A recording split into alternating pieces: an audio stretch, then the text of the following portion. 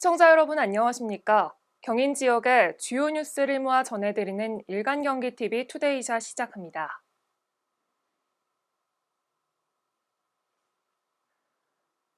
첫 번째 소식입니다.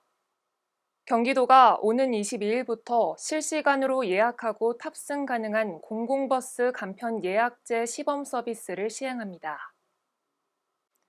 이는 경기도가 서울으로 가는 공공버스의 장시간 줄서기로 인한 도민의 불편 해소를 위해 마련한 것으로 이번 시범 서비스 대상은 사당역을 운행하는 공공버스 중 배차 간격이 20분 이상인 버스 총 4개 노선인데요.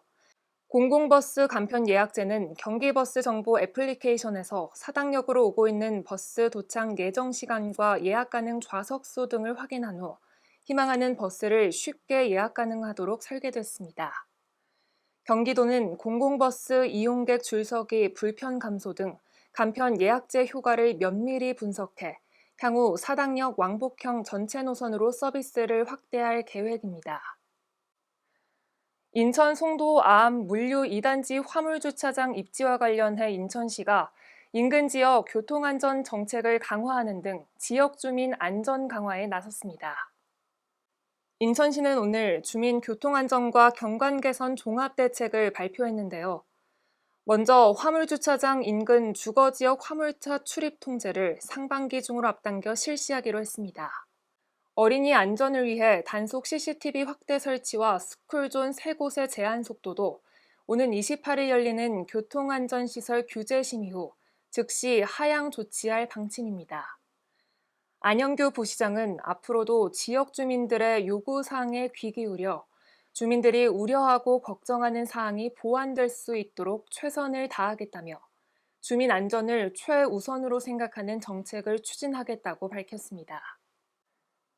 남양주시가 경기도를 상대로 제기한 2건의 권한쟁의 심판 청구에 대해 오는 22일 첫 변론에 나섭니다.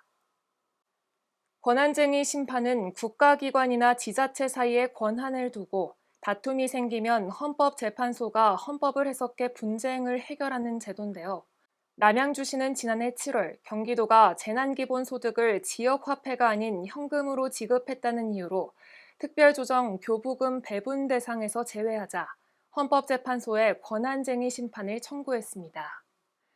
같은 해 11월 경기도가 남양주시에 대해 벌인 감사에 대해 지방자치권을 침해했다며 두 번째 권한쟁의 심판을 청구한 바 있습니다.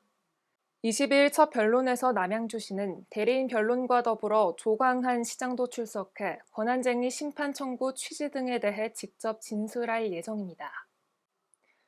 124년의 역사를 자랑하는 답동성당 일대가 대항기 인천의 역사와 문화를 체험할 수 있는 공간으로 거듭납니다. 인천 중구는 어제 답동성당 관광자원화 사업 건설공사 착공식을 가졌는데요.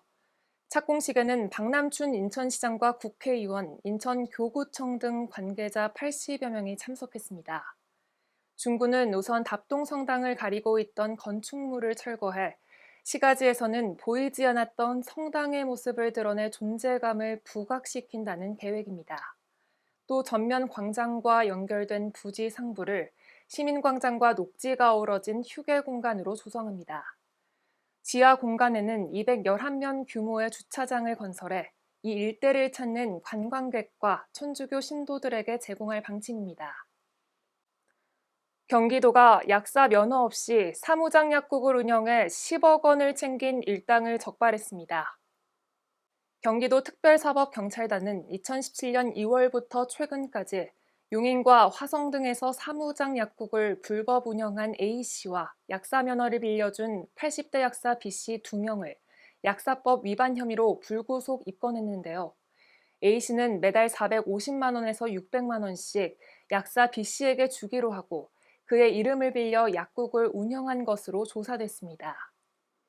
이들이 조제의약품과 일반 의약품 등을 판매해 챙긴 부당 이득은 약 10억 원에 이르는 것으로 파악됐습니다. 일간경기TV 투데이샷 오늘 준비한 소식은 여기까지입니다. 우리나라 성인의 20% 이상이 과도한 컴퓨터 사용과 고령화 등으로 어깨 통증을 호소한다고 합니다.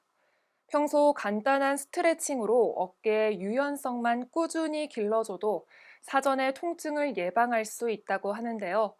일하는 틈틈이 가벼운 스트레칭 잊지 마시기 바랍니다. 내일 새로운 소식으로 다시 찾아뵙겠습니다.